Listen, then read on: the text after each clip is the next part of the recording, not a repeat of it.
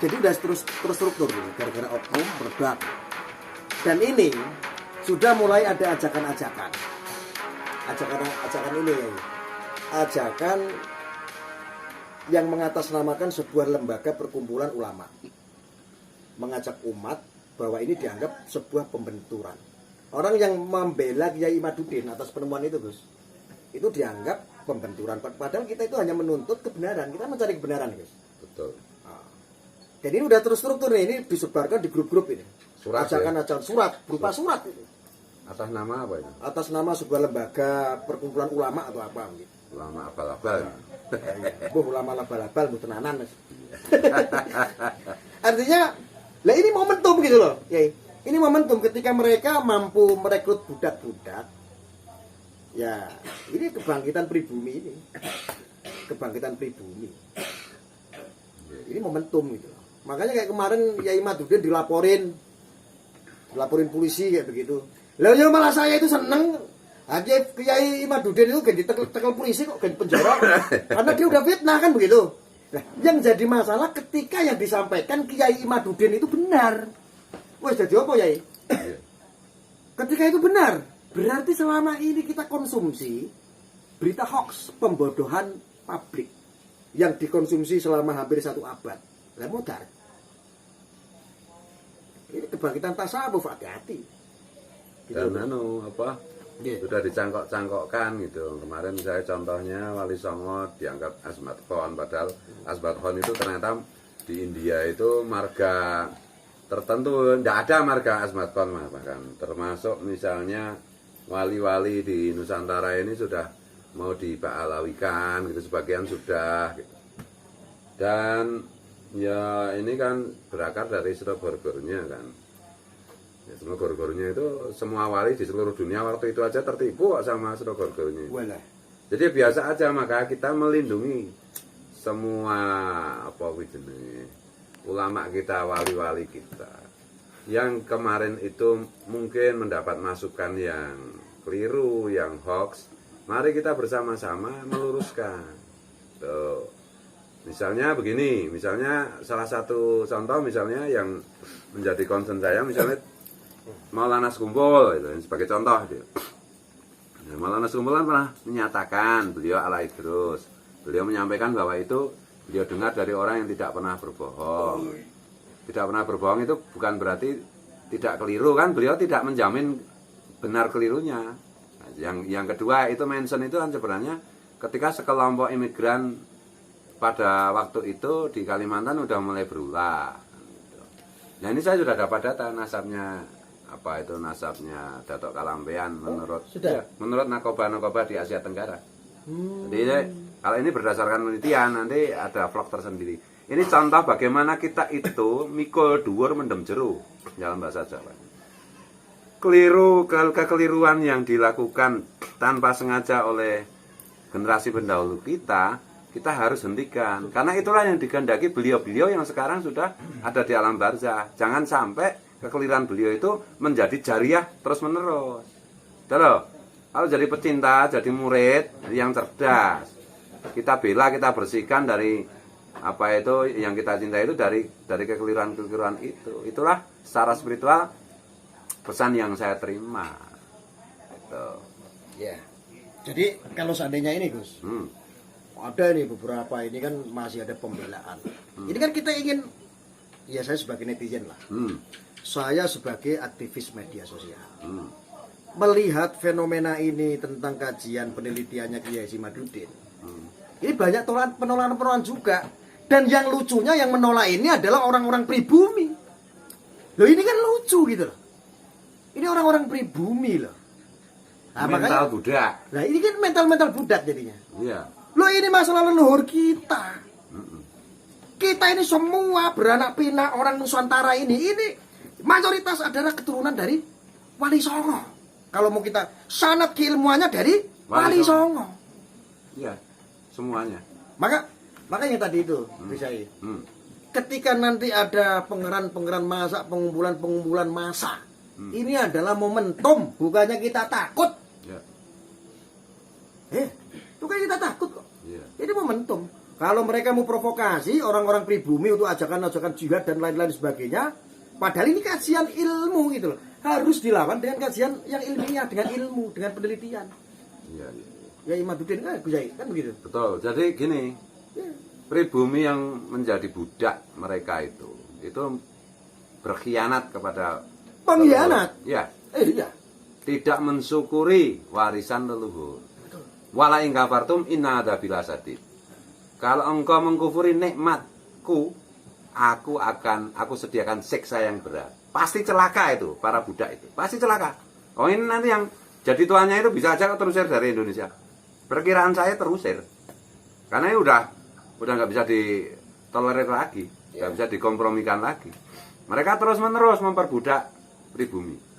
Saya ingatkan tuh pribumi itu. Siapapun mau kiai, mau siapapun, mau lora, mau gus, jangan mengkhianati leluhur kita. Sekali lagi, jangan mengkhianati leluhur kita dengan mengkufuri nikmat yang diberikan Allah itu. Leluhur itu kan nikmat dari Allah. Nusantara ini sedemikian rupa hebatnya sampai menjadi Indonesia NKRI itu adalah warisan yang wajib dijaga. Siapa yang mengkhianati itu pasti celaka, pasti saya jamin. Bukan hanya di dunia, di akhirat. Mau apa itu di dunia celaka, di akhirat juga celaka. Jangan dikira kalau membela seperti itu menjadi budak seperti itu tuh kalau mati saya enggak, mati konyol masuk neraka saya jamin. Karena mengkhianati apa itu nikmat yang telah diberikan Allah, yaitu berupa leluhur, yaitu berupa Indonesia. Iya, yaitu berupa Wali Songo. Betul. Yaitu berupa para pendahulu kita yang karena apa itu jasa-jasa beliau itu kita menjadi Indonesia seperti ini. Tuh. Jadi ini agak keras ini ya. Kalau kita ini Gus Yai, kita mau menengok ke belakang. Ini serius. Pernah nggak dari Wali Songo, contoh ini? Pernah nggak dari ulama kiai kita mengajarkan untuk makar? Toh kalau dari dulu itu ada demo memperjuangkan hak rakyat, betul? Betul.